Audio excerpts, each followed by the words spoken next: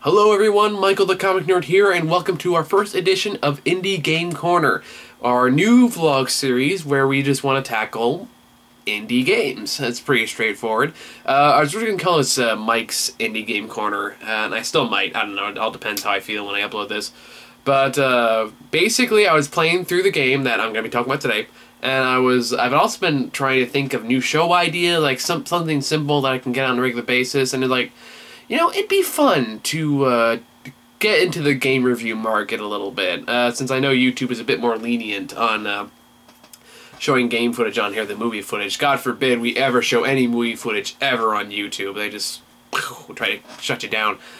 But, hell, even when you're not even showing any game footage, movie footage. But, anyway. So, yeah, this is a vlog series where basically, we will not be held down by past or present games. Like the game I'm talking about today came out, I think, last week at the time of recording this. But I would also open to reviewing games that came out months or even years ago, as long as I have easy access to it. As long as we bought on the PC or the Xbox One, I am okay with that. But really, I have a bunch of indie games on my laptop and quite a few on my Xbox One that I'll probably talk about at some point. But really, I would like the games to be picked by you, the viewer. So if you have an indie game that you would like to suggest, or want to see, just see what I think about it, just leave me a comment of what video game you want me to take a look at. And assuming I can get access to it, I will check it out and I will tell you my opinion, whether it's good, whether it's bad, whether it's somewhere in between. I'll let you know. Grant actually plays a lot more indie games than I do, so more than likely we'll get him involved in this series too. And I'll also probably put a bit more effort into this. It all depends on what I can get away with, video-wise. Because I would like to include game clips and stuff like that. I just don't know if YouTube will let me. But, yeah, we'll just give it a shot, see what you guys think of it, and we'll go from there. So, that being said, let's just jump right into the first game we're going to talk about today, which is Ori and the Blind Forest.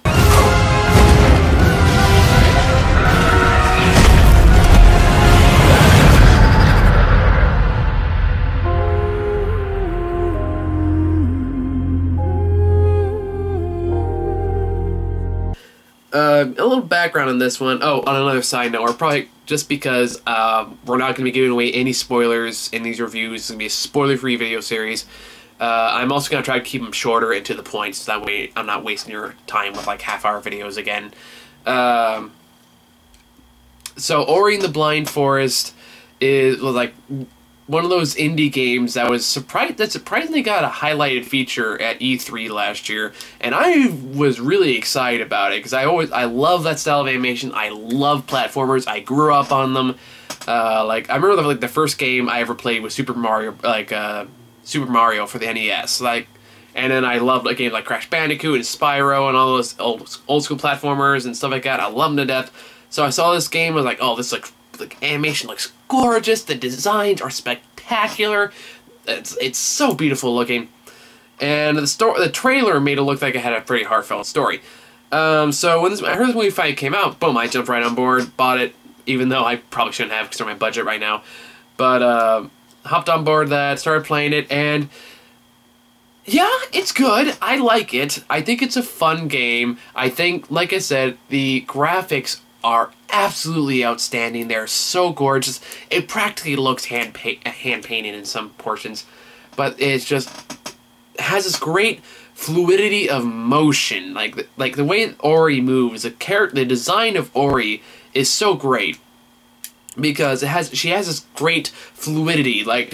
It's so satisfying to watch, so satisfying to control. The controls of this game are really smooth. For the most part. There are a couple little lags up here and there that I noticed, and a couple times where the game kind of screwed me over and I died because of it.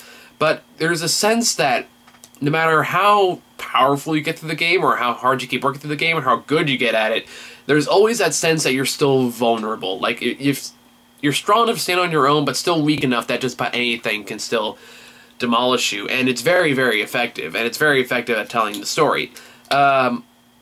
Now, I've heard some people compare the first 10 minutes of this game to, without giving anything away, like that infamous scene from Bambi or the intro to that first 10 minutes of Up. And yeah, I definitely see that. It's easily the best 10 minutes of the game, and arguably one of the best emotional moments that I've seen in a long time. Now, here's my major gripe with the game, and I'm going to talk about the more other stuff, like the difficulty and all that stuff, because that's worth talking about too, and a lot of critics have been calling on that too. But yeah, either way, we'll talk about it later. My main problem with this game, I was going to say movie, I've seen way too many movies. My main problem with this game is the fact that, okay, again, without giving anything away, this game has a narration in it. Like, it's like the big tree of life, occasionally drops in, gives some exposition dialogue, and then disappears into the night. My problem is the fact that this movie really has any dialogue at all. Because I'm watching this game, and I'm thinking to myself, this would work so great if it was strictly a visual experience. I mean, there are some cases I get why, like, the tell you, it's like, okay, you need to go here and do this, you need to go here and do that. That's fine. Like, they have, like, the Legend of Zelda Pixie Fairy thing that tells you where to go and stuff like that. But this game did not need a narration, and there are so many moments. It's like, it would be one thing if they told you anything new, but everything, it's like, you ever see those movies where, like, you see an emotional moment or something that you can kind of figure out on your own, and then the movie ruins it before you by explicitly stating what you just saw and removing any subtext or anything you can really get out of it, or the accomplishment of feeling that you got something out of it. That is basically what happens here. Like, there are some great emotional moments in this game. There are some great, great visuals and such great designs and such great poignant, powerful, emotional moments. And then right after those moments, the game feels the need to tell you, sometimes 2 or 3 times, exactly what just happened. And it completely took me out of the moment. Now, granted, this might just be a me issue, and I don't know how it's going to bother other people, but my God, I got so frustrated with that, because I was like, I know, I just watched it. Can we please not, just don't explain it to me. I'm a smart guy. It feels condescending, and it's really, really annoying. And to me, anyway, I don't know. I don't think it bothered a lot of other people, at least not from what I've seen.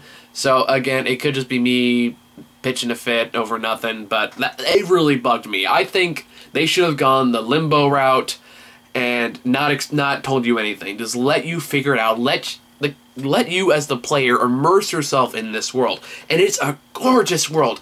And it's like gonna go, I forget that 2D shooter that the makers of Gears of War did a couple years ago, but it's a lot like that, and there's this huge 2D world you can explore, and I spent a lot of time exploring all the nooks and crannies. Like, I became borderline obsessed with finding all the little orbs in there, because that's what happens when I play those kind of games. And it's gorgeous, and it's fun, and when you, like, learn all the moves, and you can start moving just faster, and, like, just watching him go is just a fantastic experience. And the orchestral soundtrack is fantastic. It is so good. Like, the stuff this game gets right really gets it right, and it's fantastic. Like, this movie, not movie, damn it, I fucked up. Like, this game really got me into a very introspective mood, and I love games that do that to me, like, especially through the mixture of the visuals and the soundtrack. Really just, like, sets this calm, soothing atmosphere, and it creates a world you want to explore and you want to see more of. And I could spend hours exploring every nook and cranny I could find. I think I spent more time on that than I did anything else in the game. So, like, if you can get me to do that, you're doing something right. Granted, the game's not perfect, though. Like, the main problem of the game, and I think pretty much everyone's harped on this, is the difficulty spikes. Like, the game just randomly boom, gets impossibly hard, like, in a second. Like, there's a lot of these. There's basically like a water temple, a wind temple, and a fire temple in this game, but at the end there's usually like this chase scene, and they are so ridiculously, like, you have to get the timing right. So, like, it's so much trial and error. Like, sorry.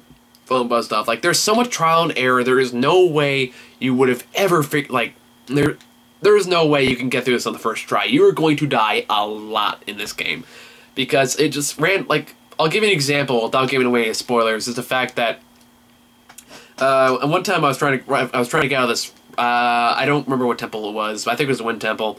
And I'm dodging through these rocks, and the first time I died was because I was trying to wait for some rocks to fall, but then but I missed, and the rock crushed me.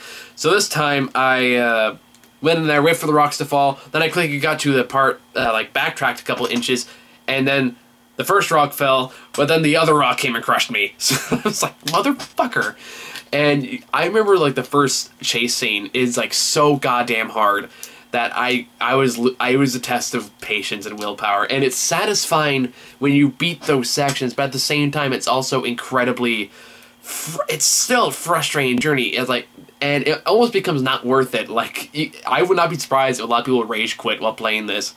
It reminds me a lot of Rayman Origin. That game was pretty hard by itself, but you kind of expected that. Then the very last level of the Rayman Origins, was it called Origins? The 2D side-scroller that came out a few years ago.